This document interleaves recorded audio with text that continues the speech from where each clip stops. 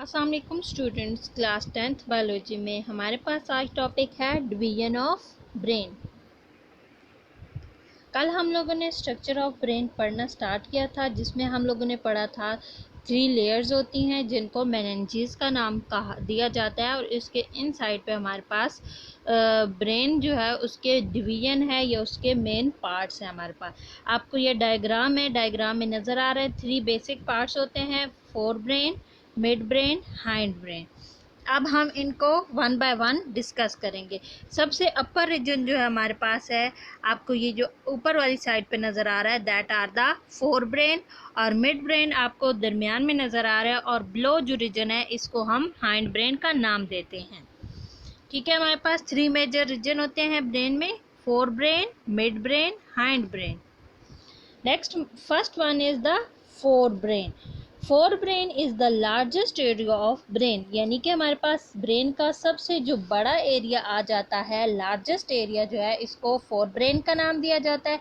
It is most highly developed in human, ये इंसानों में बहुत ज़्यादा डेवलप्ड पार्ट होता है। Following are the more important parts of the region, that are the thalamus, hypothalamus and the cerebrum. अब हम इनको वन बाय वन डिस्कस करेंगे। First one is the thalamus. Thalamus lie just below cerebrum, यानी कि हमारे पास जो thalamus होता है सेरिब्रम के नीचे या लोअर साइड पे प्रेजेंट होता है।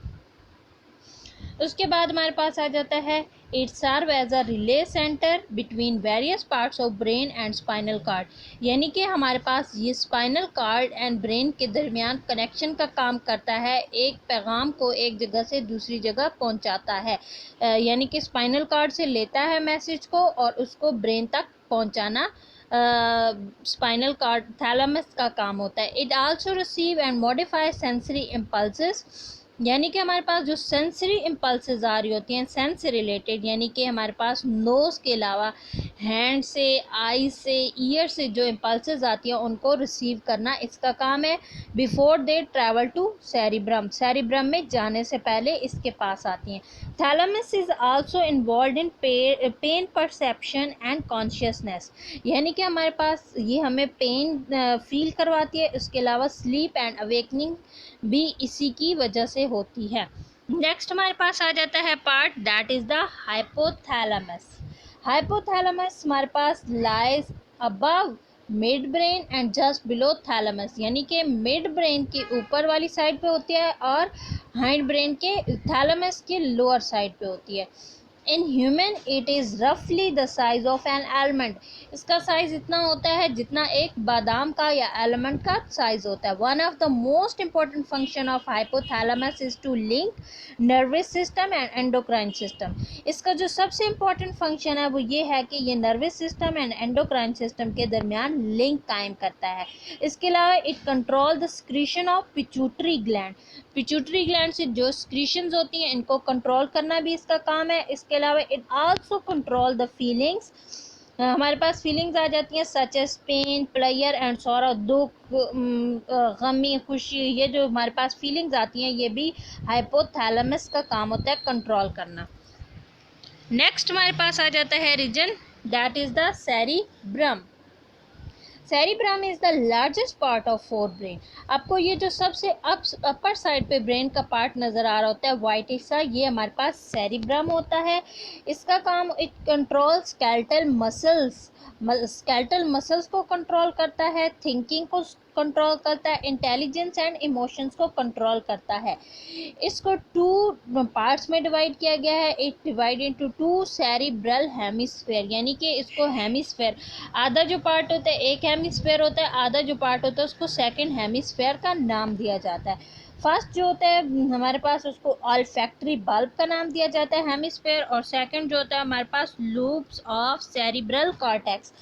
अब जो हमारे पास ऑल्फैक्टरी बल्ब्स होते हैं, the interior part of the cerebral hemisphere are called olfactory bulb, यानी कि हमारे पास जो फ्रंट साइड होती है, एंटीरियर साइड होती है, इसको सेरिब्रल हेमिस्फीयर की जो पार्ट होता है इसे अल्फैक्टरी बल्ब का नाम दिया जाता है। ये रिसीव करता है impulses from olfactory nerve and create the sensation of smell. यानी कि हमारे पास जो स्मेल से रिलेटेड सेंसेशन होती है उसको ये कंट्रोल करता है और वो रिसीव करता है।